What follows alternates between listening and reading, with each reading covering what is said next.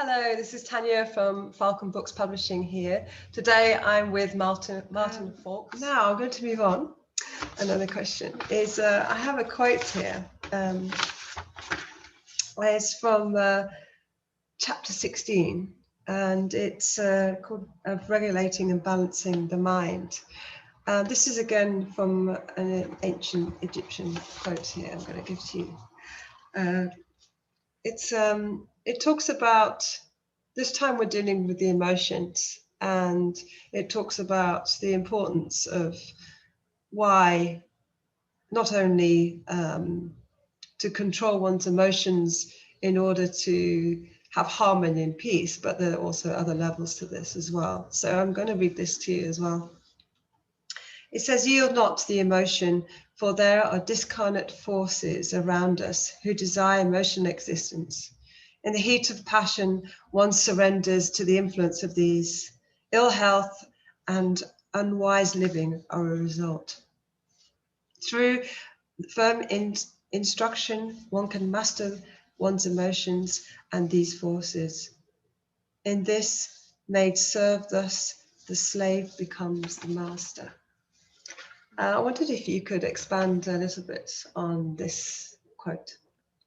Yes. Allow me to describe this from my own experience, and hopefully this will allow anyone watching this to really be able to connect with the teaching behind this. I have found that everything within our consciousness is an ally if understood and utilized in the right way. As time's gone on, I've started to believe that nature is the greatest teacher. And I don't just mean this in observing external nature, and I do that a lot. I could tell you great lessons that I've learned from watching animals, and just the minute way they do things and so on.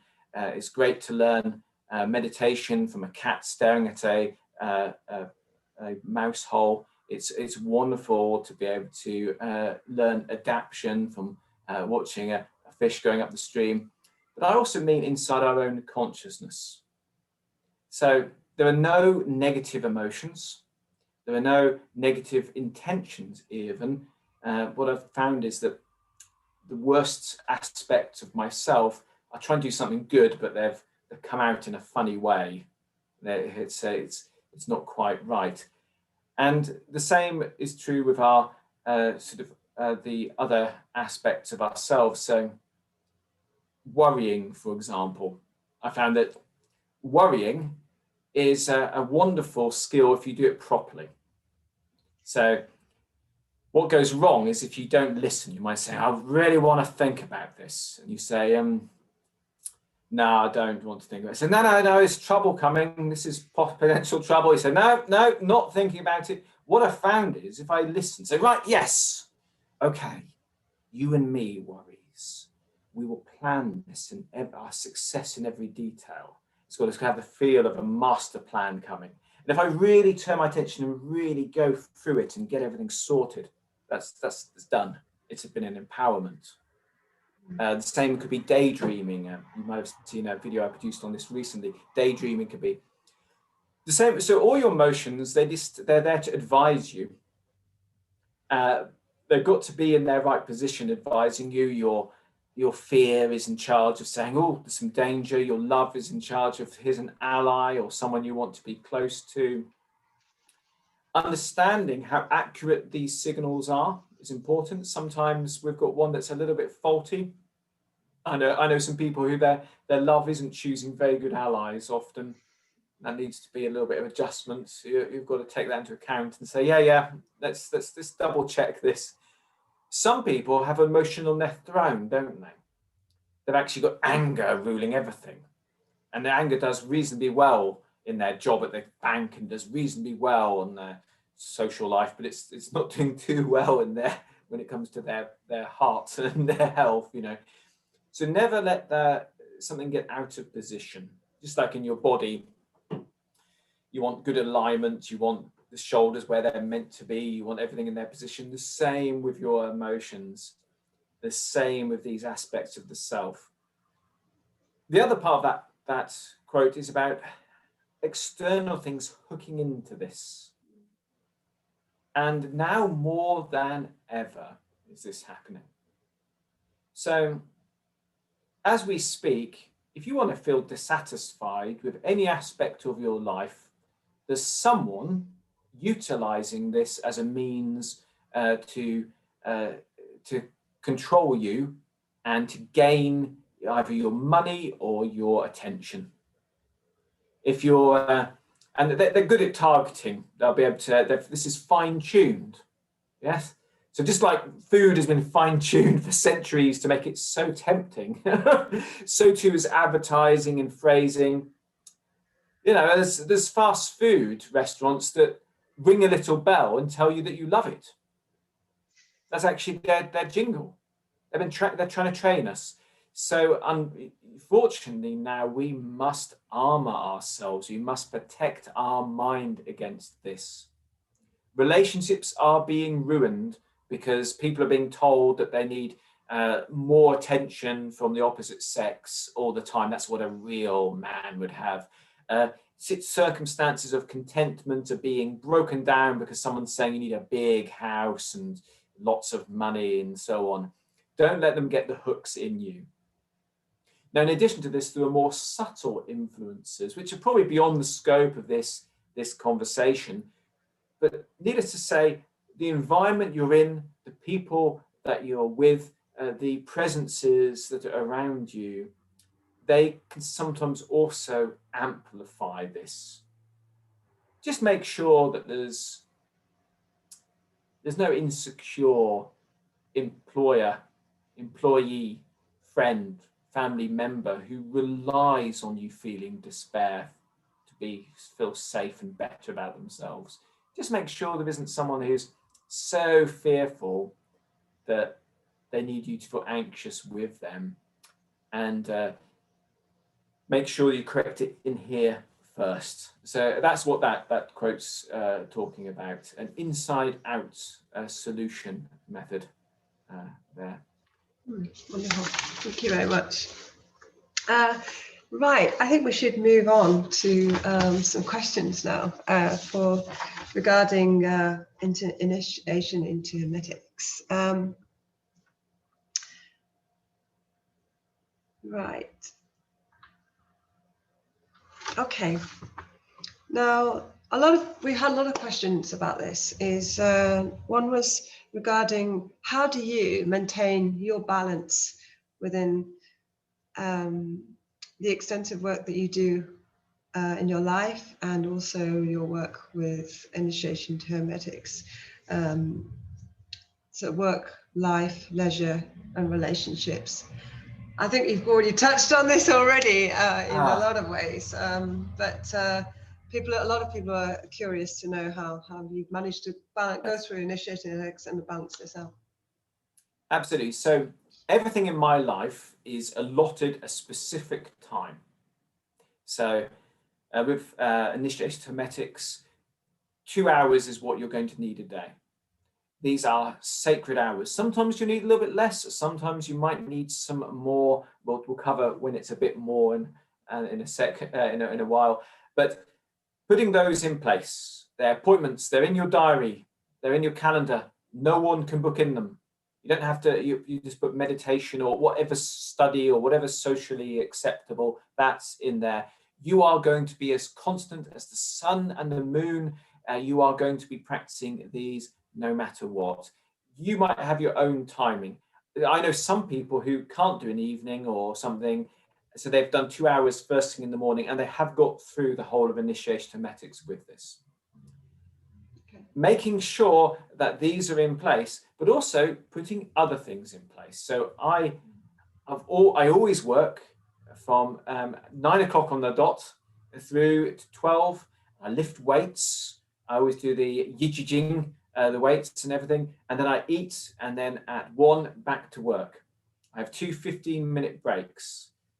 So everything is put into a space. I could talk you through the whole routine of my day if you like. And I use a lot of methods which change gear from one mode to another, which I've noticed these are things I've always done. They're not something I've learned to do, but I've noticed others don't. So first and foremost, having all these things in my diary, that's always been the way. So even that lunch says in there, weightlifting, yeah, lunch, 15-minute breaks, those kind of thing. I work-wise to a to-do list. It's on my phone, it's on my computer, and I work through it with full engagement.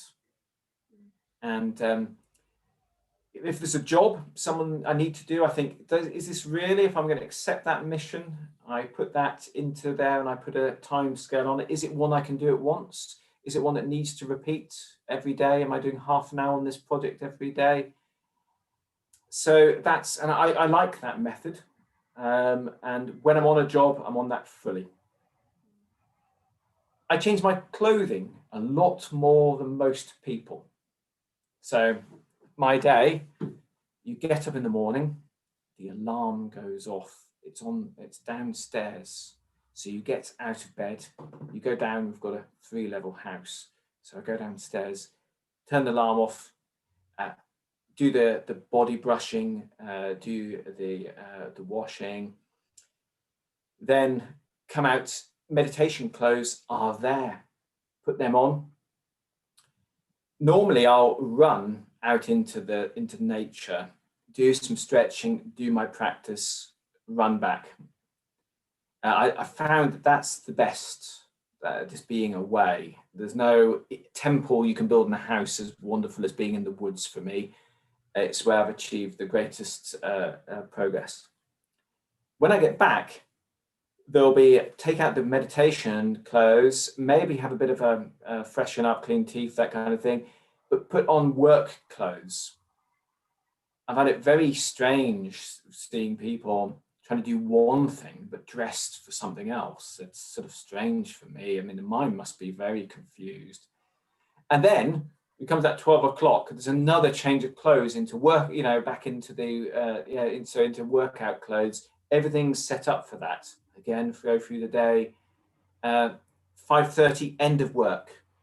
I then tend to answer student messages and that kind of thing for about an hour.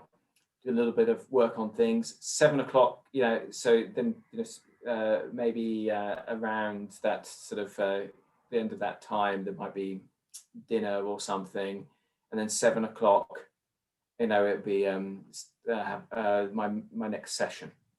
After that's done, so 8 o'clock, it's all done. That's my free time. So now we talk about leisure. Here's a bit of a confession. My passion is this.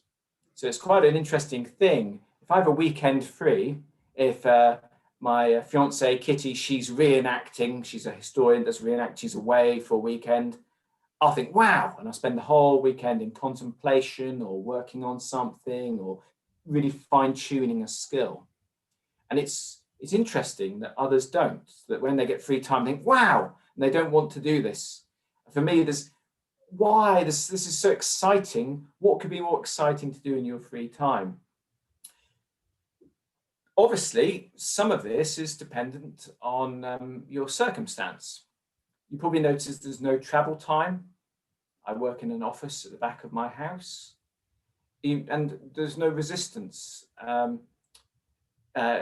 My partner is really there to help me. In fact, from the moment we got together, has been sort of helps adapt. Says, right, okay, we've got this party.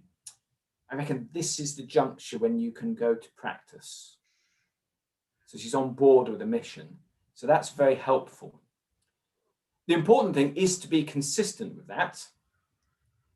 Funny things could happen when you think making an exception is kind to someone you know. This can be on any level. It could be that you think, I'll skip my practice, or I'll do something. I don't normally drink, but I'll have a drink with my old school friend. When you meet the old school friend, he's going to want you to drink with him again. You've made him your enemy. You need to get the foundation firm from the beginning. Just like you needed to adapt to this level of discipline, the people around you need to get used to it as well. And that's an important thing. So don't make exceptions under any circumstance. So for me, unless someone is actually having cardiac arrest or there's a real emergency, I'm going to be doing this. If I'm traveling, if it's not 7 o'clock, it's nearest to that, I'm going to be going to the prayer room. If I'm on a plane, I always find it strange. People say I couldn't practice, I was flying. I think, well, you're sitting in a plane for 5 hours. Wow, I mean, so you had a choice between television or practice. So you could have, I'm just having a sleep, everyone. Could have done a double session. So yes, that balance. Now, also being fair with it. So sometimes I get really involved in something. And it could be one of these inspirations I tell you about. It could be I've, very, very much doing something. It could be I'm trying to perfect a technique. So I'm trying to get some form of ability down, and I'm really, that's in my mind. I'm really excited about it. So the session gets very elongated. It tends to be the evening because, that spare time's at the end. And I've noticed the specific limit for Kitty is 3 hours. So an hour in the morning and 2 hours in the afternoon. She doesn't say anything, but she starts to get a bit, you can see she's starting to think, yeah, I'm living, it's like living with a monk. I can see you there, but because all the other times are allotted, she comes to talk to me during the morning, I'm working, yes. Comes to see to me during the lunch break, I'm either eating or lifting, and of course, we have our eating practice and so on. You need to be decent and respectful. If someone's having a relationship with you or someone you've got responsibilities of children, that time has to be allotted for them. And that's the lovely thing, because I fulfill my duty fully in all these other areas. When I'm with her, I'm completely with her. But not just her. When the cat's wanting my attention, when we're going for a walk and there's stars there. So yes, that's the way I balance it. Now, other people might have other challenges. So you could probably hear in this is someone who's got a lot of passion, a lot of energy towards all these things. For other people, the challenge isn't not making it extend too long to the point where you've come out of the practice, or you've been out into the country and you've come back, and people are saying, well, it's a bit late. It's the other way around for some people. It's they've got other things that their mind is pulled into, or they haven't got quite the energy level. So other people are managing in a different direction, and I'm aware of that. I'm aware of that as a different challenge. In those cases, we're talking about these other influences. Look what is taking your energy. Look what's pulling your heart. You can find yourself in a very strange situation where you are sitting watching television, and your predominant wish of your heart is your spirituality. But you're not doing it because you've got this routine with people. You sit with them, that's how you share. You have the shared experience of the television. You're clued into that. What else is happening? Are you checking social media? You've got a strange situation where in reality, you watching this video would like to be studying a Rosicrucian emblem book with me, or you'd like to be sitting in a tent with a Native American learning to play the flute and tune in to the animals there, but you're checking Twitter and worrying about whether or not people are doing that. This is the things that need to clear away for you to be able to find your authentic self, and there may be others. Okay, thank you very much, answer. That's wonderful. Okay, right, moving on to the next question is, what would you say would be the reasonable expectation for an average length of time to get through from initiation to Hermetic step 1 and also through to step 3? And how long did it take you to complete initiation? I mean, obviously, I know this varies from individual to individual, but what would you say sort of is a good time that one should sort of at least complete step 1? Yeah, so an average. I think so. This is a wonderful question. Well, thanks for bringing this up. In the Czech Republic, there were some wonderfully great masters. I mean, they are really authentic practitioners, and it is beautiful to see them. And I remember one of them being asked by someone else, said, "What step are you on?" He said, "I'm on step 1." And of course, this is someone who's way beyond the first book. But what he's saying there is we're always on step 1. But it was also a way of being, I think it showed to me that that person didn't mind the status in the other person's mind. I've also seen them respond in a quite fun way, whereby someone said, "How far are you with Franz Barden's path?" And he said, "Well, you remember in the introduction where it says, don't talk about your own progress with others?" I said, "Yeah, I'm beyond that." So some beautiful ways to do this. Let's talk about your progress and the time scale for things. Okay, I want you to imagine a scene. A scene. You and I have been led to a laboratory, and this is a alchemist's laboratory. Nicholas Flamel has made this, or John Dee, and there are different potions in order. And each one of them is going to cause a magical transformation to ourselves.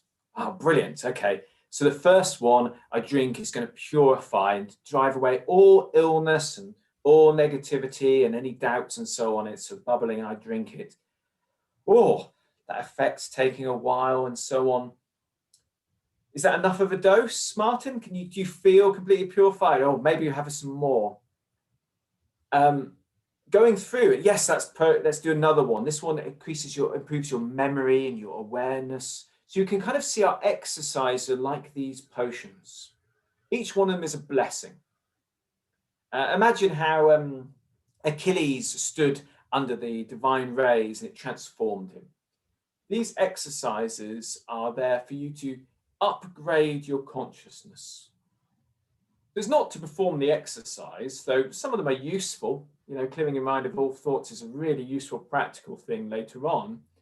But it's to give you that control over the mind and that the blessings that come with that, as much as it is to be able to master the skill. If you and I were in that alchemist laboratory, slowly transforming, and we keep taking the dose until we've got all the blessings. We don't want to skip any, do we? If you could see it and say, "Are you fully aware?" And I think, "Oh no, I'm bored of this." You'd say, "Well, you're mad. This is a potion that's gonna, come on, keep taking the right dose until it's done." So this is the way we should view our exercises. The goal is to get all the possible blessings, all the possible transformations and improvements you can get from them, so you fully adapted to it before you move on. So if anything, we're not looking to speed through, we're looking to really, we're going to make sure all the juice is out of the grapefruit before we start on the next one. We're going to get everything that it has to offer. If you are very, very lucky, you're going to find an exercise which is really, really tough. And it's going to hold you up for quite a while. And we'll talk a little bit later, perhaps, about what to do when this happens. But this is a blessing. This is like, can you imagine, we're going through this process and I find a potion and it really works on you. You think, wow, you know, this has found what needs to change in you. So let's not view any hold up, especially early on, as anything but a wonderful blessing. Now, the slowest I've ever seen, one practitioner who was very dedicated to this path, they needed to master the vacancy of mind. And it just wasn't happening for them. And they dedicated 5 years to just that exercise. Now, that practitioner is now extremely powerful and awe-inspiringly so. It's almost as if putting all that work into it to the point where now the practitioner could sit in any weather, any place, any environment and clear their mind for 20 minutes. So can you imagine what it's like being like that? How could any minor temptation get in the way? How could any weakness or distraction, think of their focus when they're using these forces, think of their majesty in life. When they make a decision, they can just do it. So though the time varies, I would implore anyone watching this not to be concerned about the time scale, because if you are, you're missing the point. The exercises are a transformational device on you. You are what needs to change. We can tick off all the boxes in there, but that's not, you know, hasn't done that. Which might bring me to something else that, sorry, Tanya, I would really like to express. You need to be aware that the ordering is extremely important. And you'll find that when you get to an end of one exercise, it's very strange. It's almost like starts to transform into the next for you. It's quite an amazing thing. So follow that path, drink the potions in order. Also, I wanted to ask about is in relation to this, is if somebody is very stuck and they really feel that they just can't move. And often I think this can have a negative effect on the step as well. For example, if you really are finding it very difficult to say vacancy of mind, and sometimes I think with the subconscious mind, if it hooks into something like that, it makes it very hard for you to move on past it. And I think, what advice would you have for somebody who is just stuck? You know, they've tried everything, they've Absolutely. what advice would you give them to help them move through that? Yeah, so first of all, please press these words firmly in your heart. It may look like you're going around in circles, but it's a spiral up. There's a lot going on behind the scenes with your mind. In order to be able to perform certain skills, you need to harmonize and integrate all aspects of yourself. So let's use that example of the vacancy of mind. There's a part of you that you're saying, be quiet, and it's still doing things, it's still imagining things and so on. That part isn't fully under your control. Each time you practice, even slightly, you're bringing that control in. So you are starting to gain that full harmony of your mind. This is the yoga, the union of your consciousness. How beautiful. You're not in a rut, you're a seed planted in the soil. Now, the exercise is your teacher. Somewhere in there's a lesson or a change that you are not hearing or doing. And the wonderful thing about this path is that whatever you're struggling with in your personality will come face to face through this training. Sometimes those potions we're drinking are a bit bitter tasting, but they're good for you. So it could be that you need to look at what's getting in the way. Let's imagine that let's give some common examples. And this could happen with any of the exercise. What if you're a person who questions a lot? So you're sitting there and you think, right, I'm going to watch my thoughts. And you think, am I doing this right? Is that a thought? And you think, maybe. You question a lot, doubt a lot. Maybe that's been chattering along for quite a while. And it's so part of all your life that the idea of someone saying, stop that, would be foreign. What do you mean stop questioning? Maybe in life your main way of doing things is outthinking them. So you cunningly, maybe you're a person who's always trying to find a way, or maybe you're very clever, so you're looking, maybe you're a programmer, so you're going to find a new way of coding something or something. This is more like a weightlifting. You can't find a different way to lift it if you're not strong enough. You've got to build up your ability. It's very simple. And your questioning could be being counterproductive. So learning to just trust, to make a decision, and then to see any repeated questioning as being counterproductive to this. This is this could be quite an interesting knack, and you could start to do it in life as well. So if you're looking at your disturbances, so look at them. What is it that keeps coming up? Do I keep drifting off? Do I keep thinking about this? I think that they will tell you something. If you find yourself thinking, "Oh, no, I don't want to change that," you've probably found it. So, and sometimes it's just you need to unhook from something for a while. Maybe when you're sitting, you're trying to clear your mind of all thoughts, your mind is on work all the time.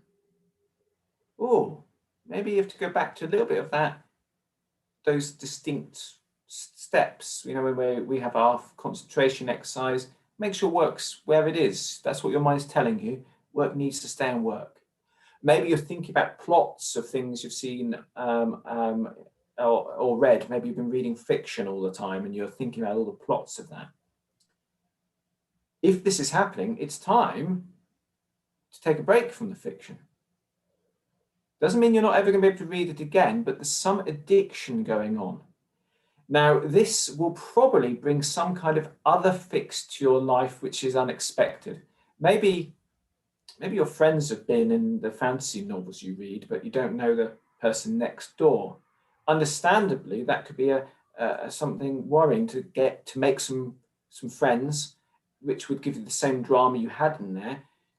This is something your mind's telling you. So look to the exercise for the solution. Look for the disturbances.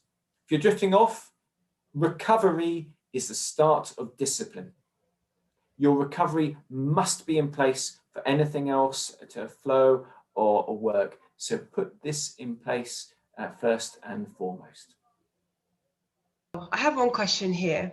It's regarding the shift of consciousness and the maturation of the soul in relation to the various steps. I you've already spoken about this in step 1 and how it's important that not to focus on the development of the human person, not rather than actually working through steps. But this is a slightly different question I'll read out. It says, when working on step 3, although we are only working on the effects of the elements to understand the principle of them, it seems as though step 3 has its own form of initiation.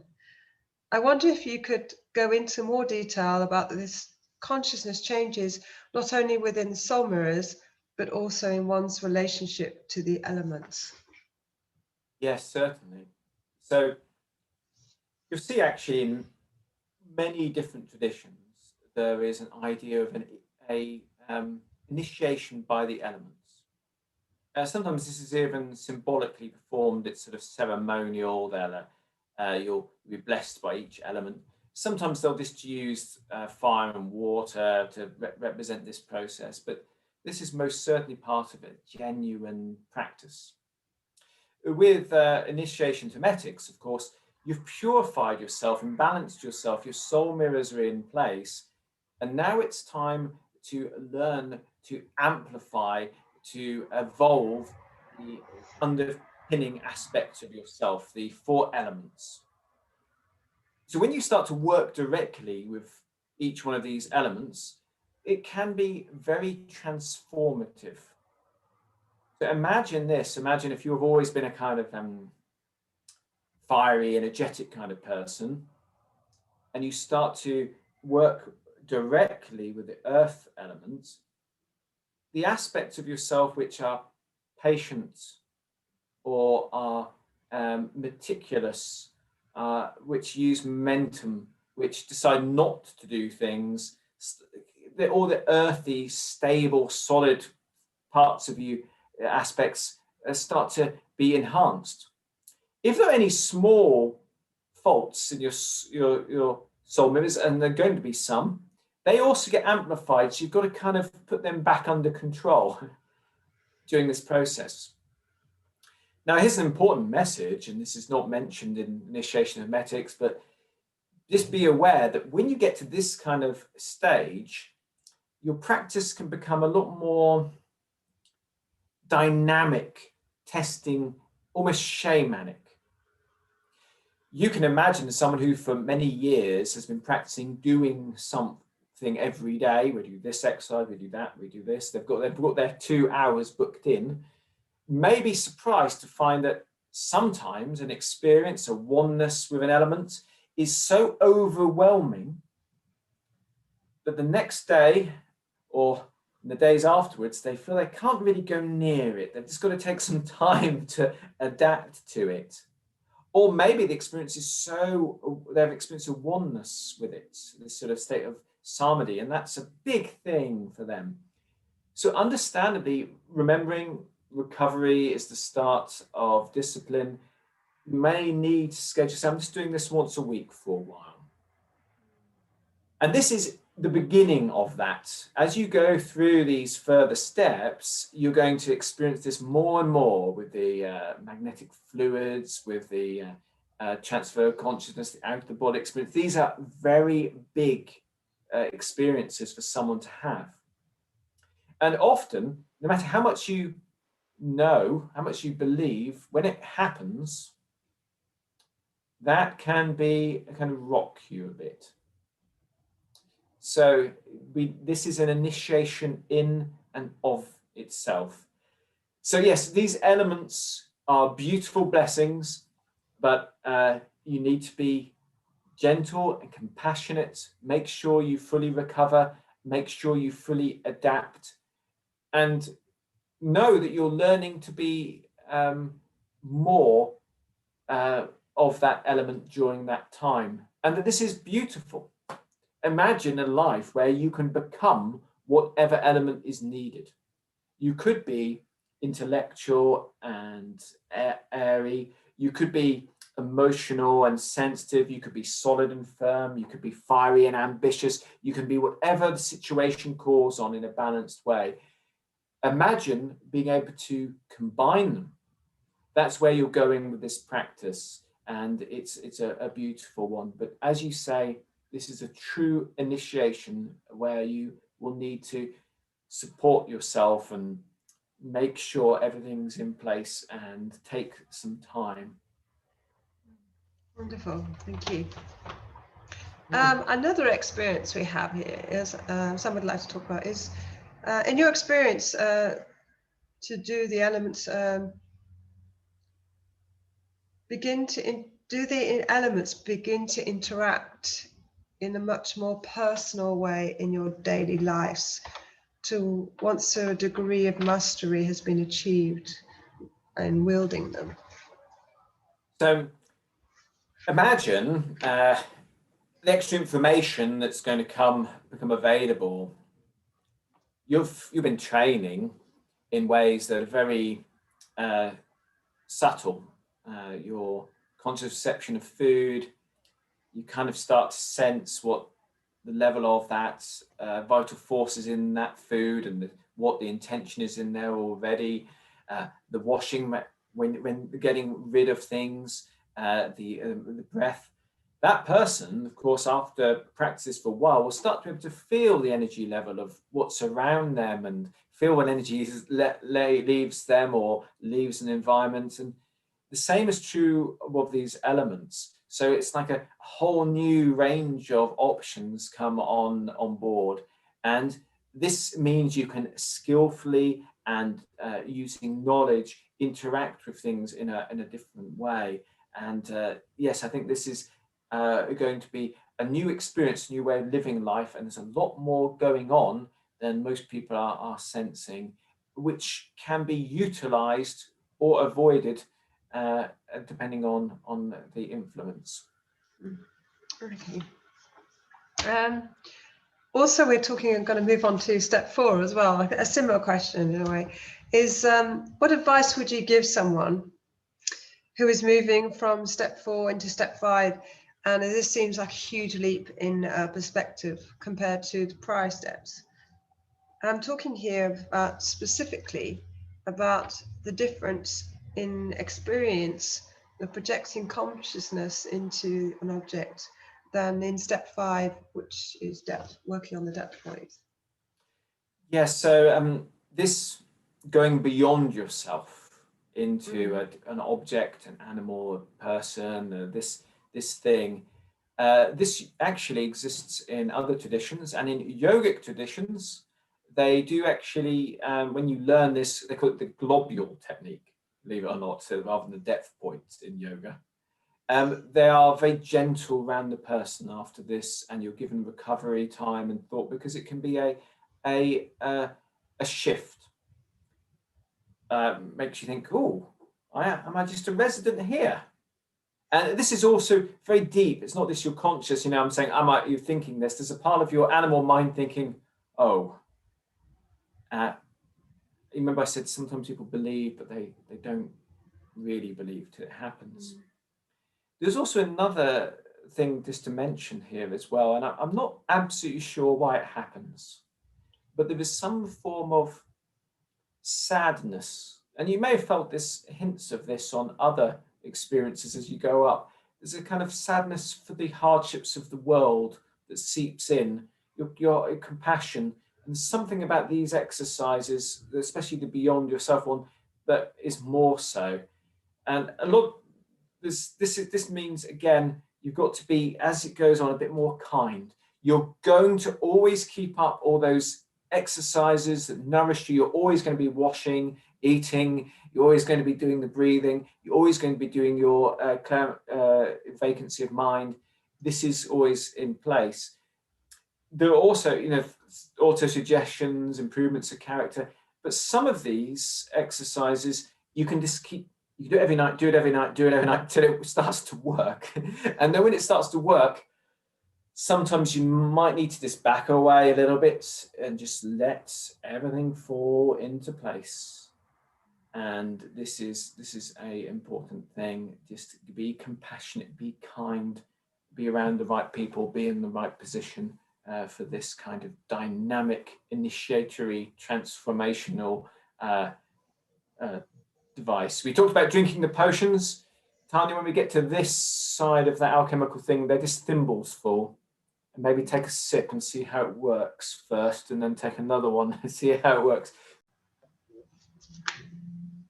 Right, I have another question from regarding how can a practitioner with weak imagination succeed in mental visualization, and is concentration a link to visualization?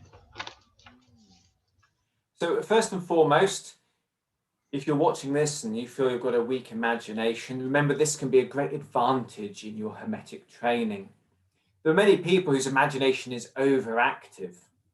When they use their imagination as a bridge to contact and to direct these hidden forces, they find it hard to know if they've really made that connection. Their visualization is so strong.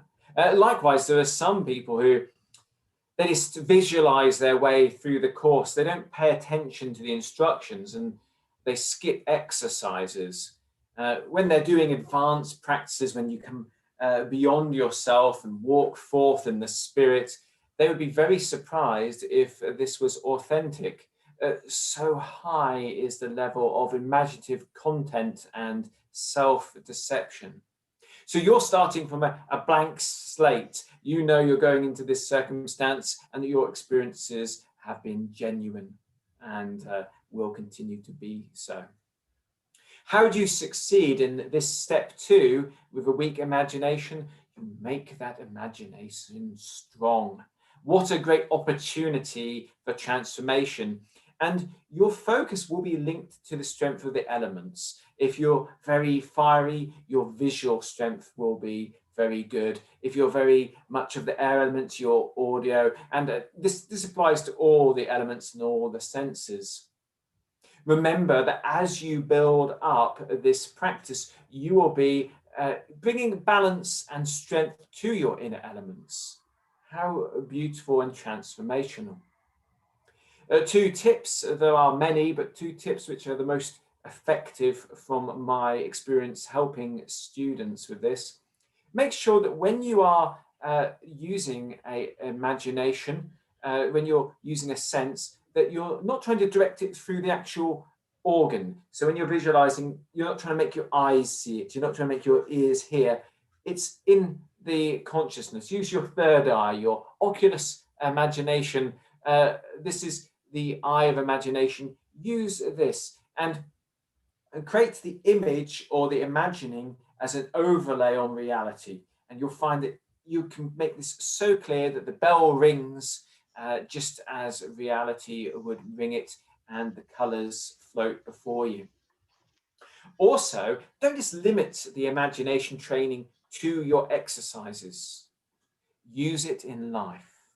Use it as an empowerment. Does this, do you think that dress will suit me? Put the dress on the person asking that. Do you think this would work? Put the moving parts together. Imagine what people would say. Imagine the experience of doing something before you do it. Really utilize this as a skill in daily life. This will really help it evolve. You'll probably find you're using imagination a lot more than you thought you were. Great advice there, thank you. Okay, I'd like to move on to Barden-related questions now. First question is, why does Barden use Jesus Kabbalah instead of the Egyptian tradition directly? If you read The Key to the True Kabbalah, Barden is most certainly seeing Kabbalah as a universal tradition. So to him, the individual letters have their own resonance with the original forces. And he actually uses German rather than Hebrew for his practice, but says you can use your native language. To Barden, the energy behind the hieroglyphs, the mysteries behind the original Sanskrit or Hebrew, these are all the same practice. It's the underlying force, the original word or resonance. So he is seeking a universal rather than a traditional here. Okay, wonderful, thank you. Next question is, somebody was asking about, did Barden self-initiate by reading literature or otherwise related to by other initiates to gain some of his knowledge, or was it due to his own spiritual maturity that he was able to do his work, or was he linked to, had a guru offered direct transmission? What is your answers to this?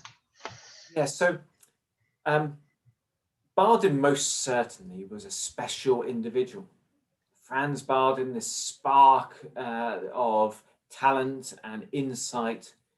But part of his specialness was a wonderfully positive attitude towards learning. He collected books from far and wide.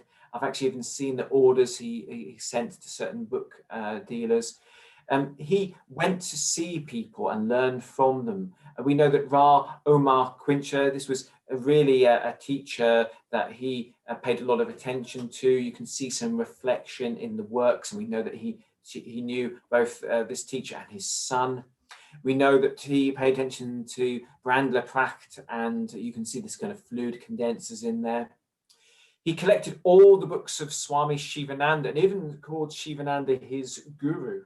He went to see Alexandra David Neal and heard about her training in Tibet and really respected that. He went to Rune Master Kumar. He wrote to traditional practitioners from many different sources. He also, and up until now I've been talking from knowledge, but my intuition tells me that from a very young age he had direct transmission from his holy guardian angel. And we do know that his guide, the blue monk, even manifested in front of his family once, and that he had a real connection to the traditions of the Himalayas through this. So was it nature, was it nurture? It's most certainly a good combination of them both. And we can learn from this. Be as willing to experience the lessons that you can have from a 3-year-old telling you about something as someone with a great title. Be as open to the lessons. Make the whole of the world your guru, your teacher, and observe things keenly and remember them for the future. Thank you very much for that.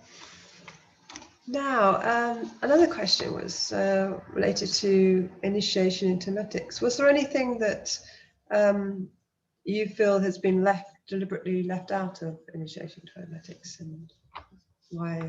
If so, why? Yes, so there are some things which we can see in not included in initiation Hermetics that may be of value to people. So we talked about creating that routine. Franz Bardon really leaves us to sort out the how. He tells us the what. Practice twice a day. He doesn't get into the how of that. Likewise, there's no relaxation techniques or some of these basics. To him, these are very simple things that everyone can learn. Likewise, because Bardon is expecting a high level of discipline and for his words to be taken as they are, there are no protection rituals. You may notice that not until I think it's step 4 where we're starting to put together the dynamite, you putting energies in the right level that starts to harden aura. But up until then, there's nothing. Most traditions would have some protective gestures, a circle, a banishing ritual, something. But because Bardon expects you to be quiet, discreet, and not to advertise your training, this is the way that he would avoid unnecessary problems until you are mature enough to be able to deal with things for yourself through the more advanced techniques. So I think that's the only things we don't see in there. Things that wouldn't be necessary if you did just follow the instructions to the letter, or things that seem very simple that all of us can find. Another question was related to your interview with Lumiere, Franz Bardon's son, discussing his Spagaric preparations, if I've pronounced that correctly. And I wonder if you could give more details on those preparations. So this isn't an area I know much about. I've touched on it a little bit when I've seen it in Renaissance texts, where they distill the quintessence of a plant. They take the elements and put them all back together. But this isn't anything I can really advise on. But I do know that in the Czech Republic now, those who connect with this tradition, they really do enjoy this and use this to help others. Okay, wonderful, thank you. Right, last question is, how can a student find their true path of service and know that it is genuine and not wishful thinking? So this is, you mentioned at the beginning that I have this Shen school of Hermetic meditation.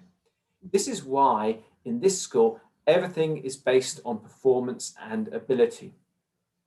So we can imagine how, if we're wanting to move and progress, our own imagination, especially one that's been trained, could get in the way.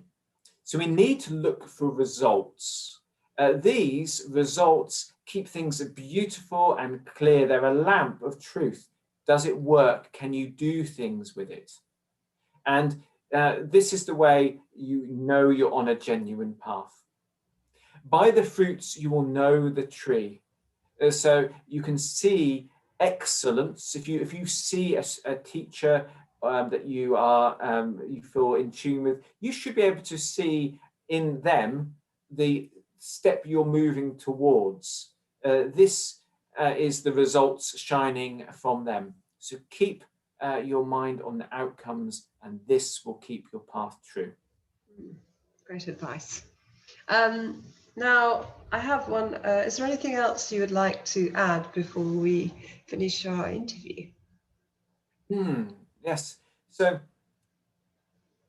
the most important thing I sort of to get across, I think, in this interview is the practice is a means to evolve our way of being for life, and that aside from all the different exciting and attractive sort of titles and names, life is the path. As we grow in our ability, we can apply this during every single moment, and then we start to see the true purpose of our Hermetic training manifesting in every moment. Wow. Okay, wonderful. Thank you so much for taking the time today to do this interview, and we'll look forward to hearing more from you in the future. Also, I want to say, please subscribe to Faulks Publishing below here. You can also find Martin's books. Please look at his YouTube channel. It's a very successful YouTube channel, which amazing things on there as well. Always updating with what new and interesting information on there. A Hermetic meditation is now available on sale, so you can get that through the Faulks Publishing website. And also don't forget to look at his other publications, which are Adepted and also Enlightened Living, which you'll find out. And so and many more books to come, actually, which I haven't had time to even discuss. But thank you so much, and always a pleasure to speak to you. Yes, it's been an honour, and if you'd like to see another interview, if you'd like us to do this again, and you're watching this, put a comment below saying so, and then we plan a sequel if the demand is. Wonderful. Thank you very much, Martin. Bye-bye.